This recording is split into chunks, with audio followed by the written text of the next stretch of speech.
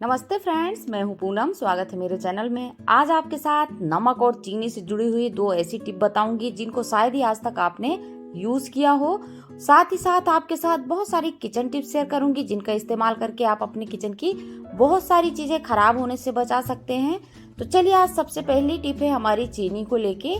तो देखिए, हमने गैस की फ्लेम ऑन करी, गैस में एक तवा रख दिया और इस तवे को हमको अच्छे से गर्म कर लेना है। तो चलिए, हम गैस की फ्लेम को फुल कर देते हैं, जिससे क्या होगा, जल्दी से तवा गर्म हो जाएगा। तो ये देखिए, तवे में हल्की हल्की हीट आने लग गई है। तो अब हमको लेनी है चीनी। तो हम सबके घर में चीनी का इस्तेमाल होता है, तो बस उसी में से आपको ज्यादा चीनी नहीं चाहिए, केवल 1 चम्मच चीनी का यूज करना है। तो ये देखिए, मैंने चीनी ले ली है। अब हमको क्या करना है, तवा हमारा गर्म हो ही चुका है, तो हमको ये चीनी थोड़ी थोड़ी करके, देखिए चुटकियों में मैंने ली है, बहुत ज्यादा चीनी नहीं डाल रही हूँ। टोटल में 1 चम्मच चीनी का यूज करूंगी। तो ये देखिए, मैंने थोड़ी थोड़ी करके चीनी तवे में डाल दी है और ये देखिए, आपको दिख रहा होगा चीनी मेल्ट होने लग गई है। बस इनफ है, इतनी ही चीनी डालनी है।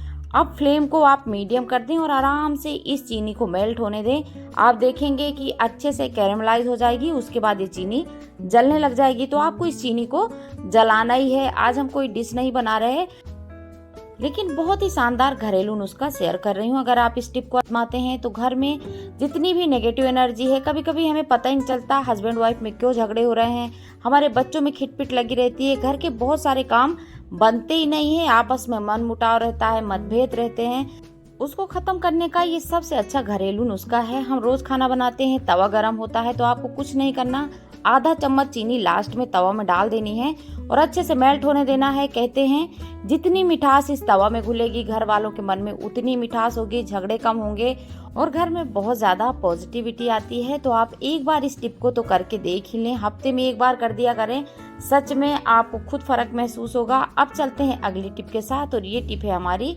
बिस्किट को लेके। हमारे घर में इस तरह के बिस्किट रखे रहते हैं, इनका इस्तेमाल करके हम अपने बच्चों की एक ऐसी फेवरेट डिश बना के तैयार करेंगे जो बाजार में बहुत महंगी मिलती है। तो चलिए स्टार्ट करते हैं। हमने 2 पैकेट डार्क फैंटेसी बिस्किट का इस्तेमाल किया है और बिस्किट की मैंने पूरी क्रीम अलग कर दी है, ये देखिए इस तरह से, और बिस्किट अलग कर लिए।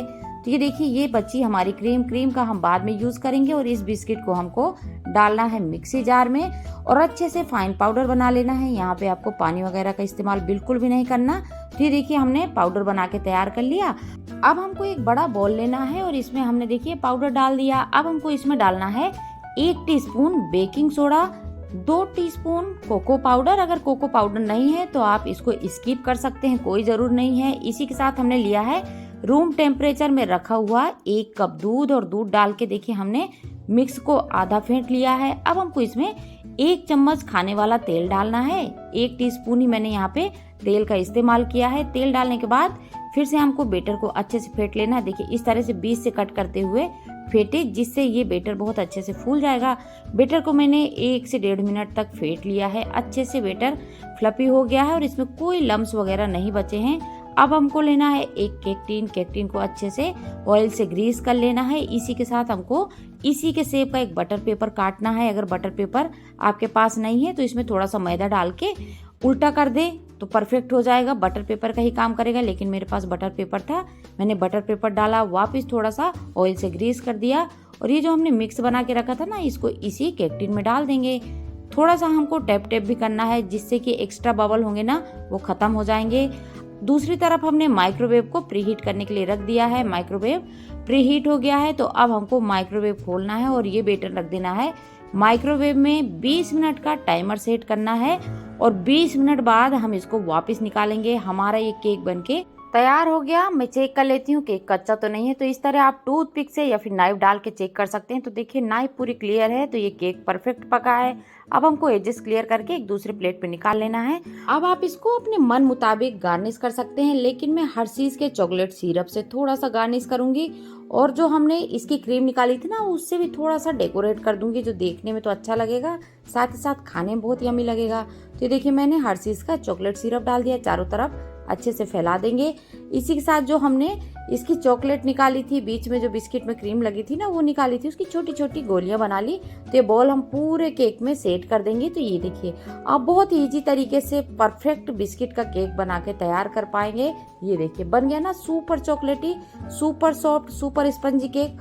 उम्मीद करती हूँ कि टिप पसंद आई होगी। अगली टिप है हमारी दूध की तपेली को लेकर। जब भी हम दूध पकाते हैं ना तो इस तरह की तपेली में पकाते हैं। अब इसमें बहुत सारी मलाई बच जाती है। इसका हम क्या करें, तो एक छोटी सी आप लोगों के लिए बहुत ही ज़रूरी टिप है, तो इसका आप ज़रूर इस्तेमाल किया करें। जब भी आप इस तरह की तपेली में दूध पकाते हैं तो इसी तपेली में लास्ट में आटा गूंद लिया करें, जिससे कि क्या होगा, पूरी मलाई आटे में अच्छे से गुंज जाएगी। रोटियां बहुत हेल्दी बनेंगी, साथ ही साथ बहुत सॉफ्ट बनेंगी। जब भी मैं अपने घर में दूध पकाती हूँ हमेशा आटा इसी तरह के बर्तन में लगा लेती हूँ, तो हमारी मलाई भी बर्बाद नहीं जाती, साथ ही साथ रोटी बहुत टेस्टी बनती है। आज के बाद आप जब भी आटा लगाएं तो इसी तरह दूध के बर्तन में एक बार आटा लगा के जरूर देखें। छोटी सी टिप थी, होप करती हूँ बहुत ज्यादा पसंद आई हो।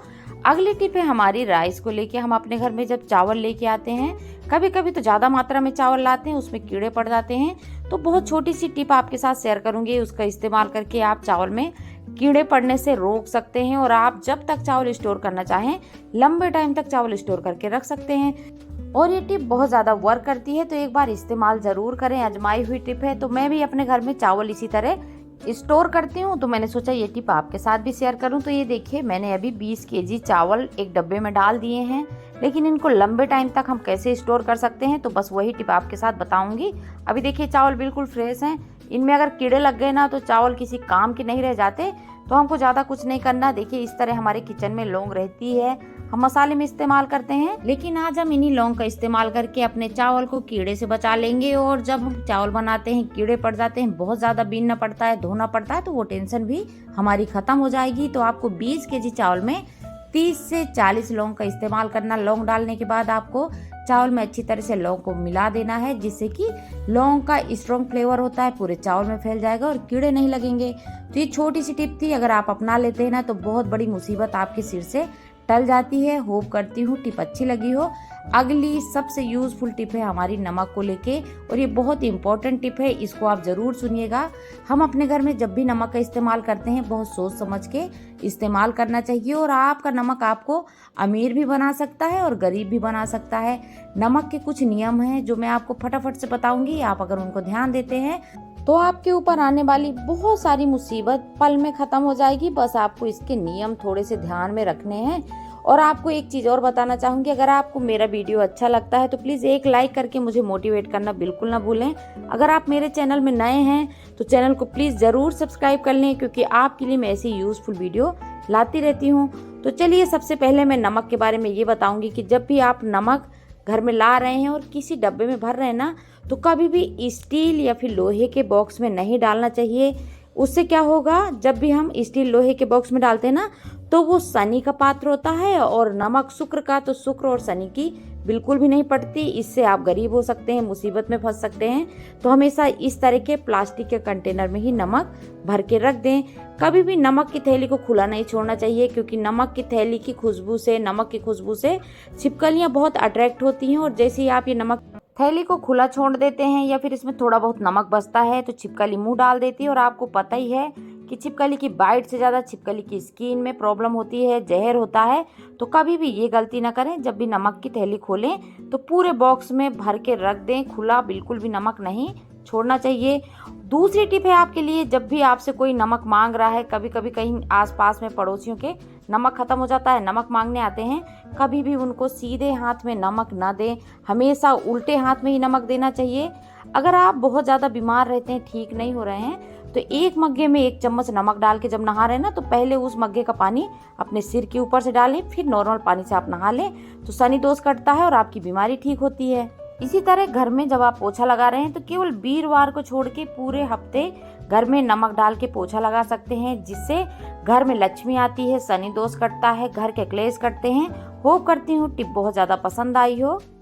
आज के लिए इतना ही, आपसे फिर मिलेंगे, तब तक बाय बाय।